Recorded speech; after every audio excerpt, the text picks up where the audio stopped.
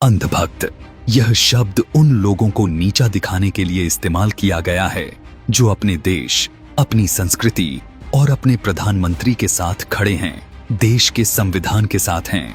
जब जनता ने गांधी परिवार से हटकर हमारी और आपके तरह साधारण परिवार में जन्मे किसी और को सत्ता सौंपी, तब इस शब्द का जन्म हुआ।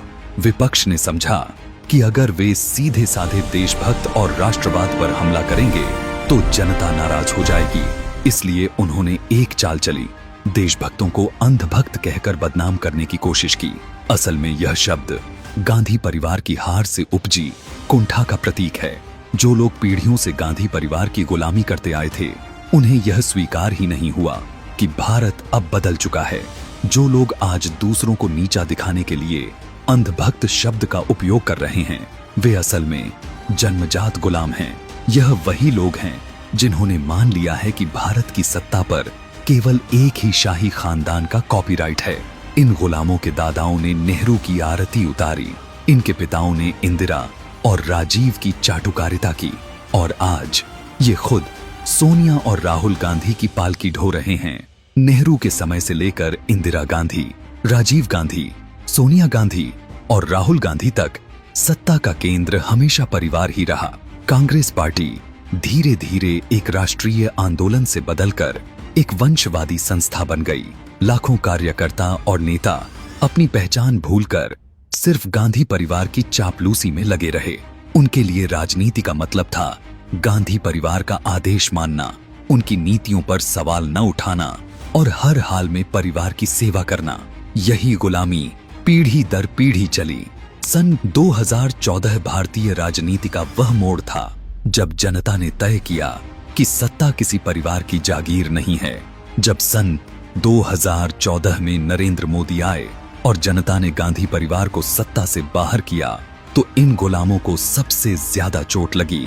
उन्हें लगा कि उनकी पीढ़ियों की मेहनत, उनकी चापलूसी और उनकी गुलामी बेकार हो गई। इसलिए उन्होंने बदले की भावना से अंधभक्त शब्द गढ़ा। 2014 के बाद केवल प्रधानमंत्री का चेहरा नहीं बदला, बल्कि भारत की आत्मा जागृत हुई है। नरेंद्र मोदी ने इस देश को एहसास कराया कि भारत अब सहन करने वाला देश नहीं, बल्कि जवाब देने वाला देश है। कल तक जो भारत धमाकों के बाद कड़ी निंदा वाले पत्र लिखता था, आज वह सर्जिकल स्ट्राइक और एयर स्ट्राइक से दुश्मन के घर में घुसकर उसका काल बनता है। संदेश साफ है, अब हम सिर्फ सहेंगे नहीं, बल्कि चुन चुनकर हिसाब लेंगे।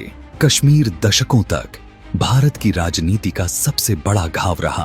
पत्थरबाजी, आतंकवाद और अलगाववाद ने घाटी को जकड़ रखा था। हर सरकार समझौते करती रही, लेकिन निर्णायक कदम नहीं उठा पाई। मोदी युग में बड़ा बदलाव हुआ। पत्थरों की गूंज की जगह अब विकास की भाषा सुनाई देती है। अनुच्छेद 370 का हटना सिर्फ कानूनी बदलाव नहीं था, बल्कि यह संदेश था कि भारत अब झुकने वाला नहीं है। आतंकवादियों की धमकियों का जवाब सर्जिकल स्ट्राइक और एयर स्ट्राइक से दिया गया। यह बदलाव सिर्फ कश्मीर का नहीं था, बल्कि पूरे भारत का था। डर की जगह भरोसे ने ले ली, गुलामी की जगह आत्मनिर्भरता ने ले ली।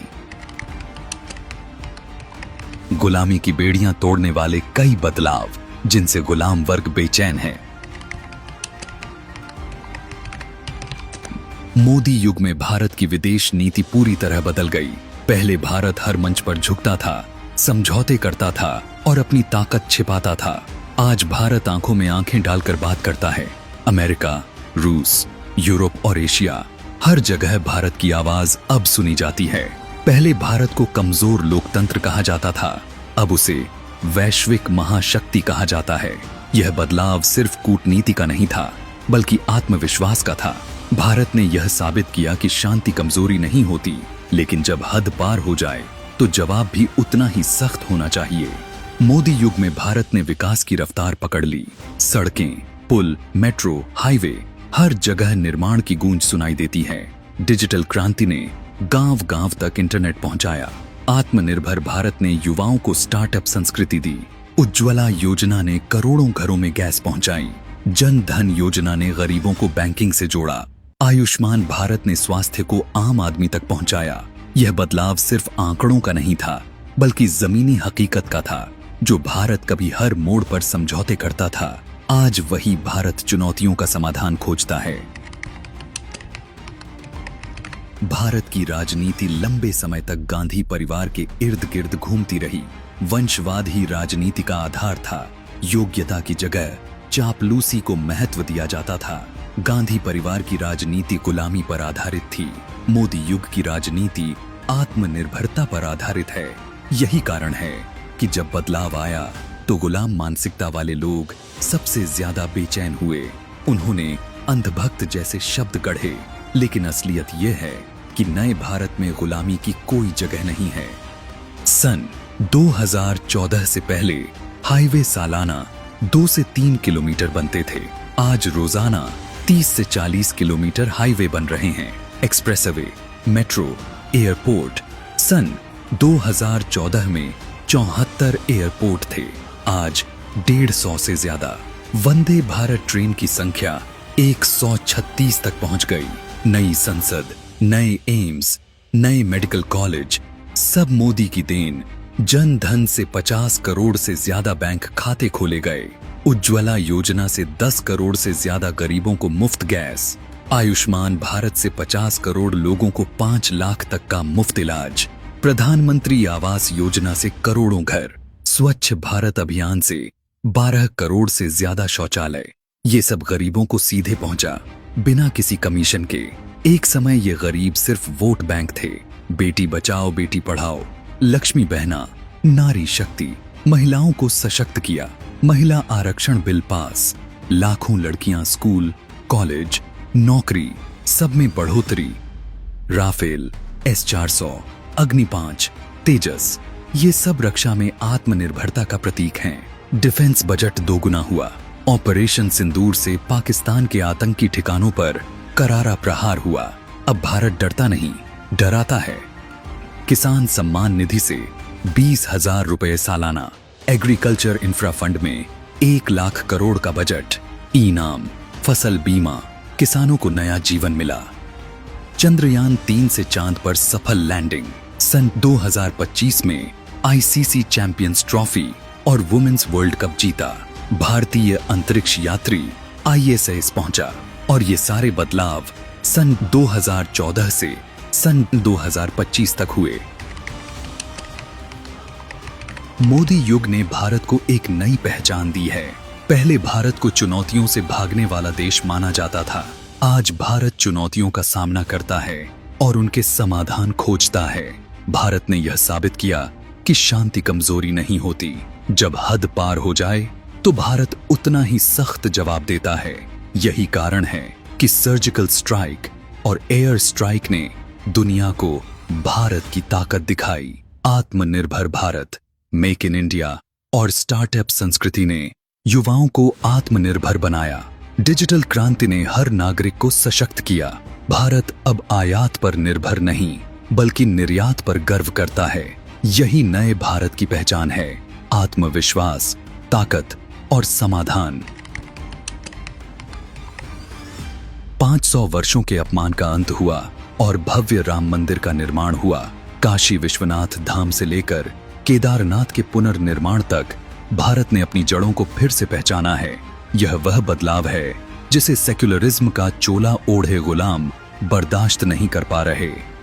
भारत दुनिया की चौथी सबसे बड़ी अर्थव्यवस्था बन चुका है। जो देश कभी भिखारी की इमेज में कैद था, आज वह डिजिटल ट्रांजैक्शन UPI में पूरी दुनिया का नेतृत्व कर रहा है। आज हम हथियार आयात करने वाले सबसे बड़े देश से बदलकर निर्यात करने वाले देश बन रहे हैं।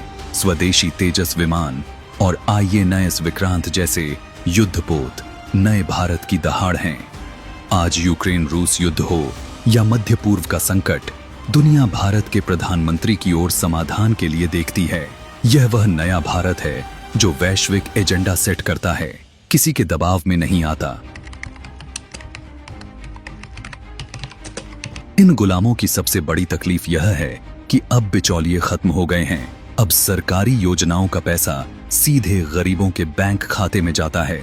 इनका मलाई तंत्र बंद हो चुका है। इसीलिए जब इन्हें कोई तर्क नहीं सूझता तो ये राष्ट्रवादियों को अंधभक्त कहते हैं। ये वही लोग हैं जिन्होंने सेना से सर्जिकल स्ट्राइक के सबूत मांगे, वैक्सीन पर सवाल उठाकर देश में डर फैलाया, विदेश जाकर भारत की छवि खराब करने में कोई कसर नहीं छोड़ी। भारत बदल चुका है, भारत सशक्त हो चुका है। अब यह देश उन लोगों के हाथ की कठपुतली नहीं बनेगा जिन्होंने इसे दशकों तक लूटा है। अंधभक्त शब्द उन लोगों का अंतिम हथियार है जो वैचारिक रूप से हार चुके हैं। यदि राष्ट्र की उन्नति देखना, अपनी सेना पर गर्व करना और अपनी संस्कृति का सम्मान करना अंधभक्ति है, तो हाँ, हम गर्व से कहते हैं कि हम राष्ट्रभक्त हैं और इन गुलामों को उनकी कुंठा के साथ छोड़ देना चाहिए, क्योंकि उगते सूरज को कभी बादलों का डर नहीं होता। दोस्तों, अगर आप भी इस स्वाभिमानी और सशक्त भारत के साथ खड़े हैं तो इस वीडियो पर अपनी राय जरूर दें और इसे हर उस व्यक्ति तक पहुंचाएं जो राष्ट्रवाद को नीचा दिखाने का प्रयास करता है।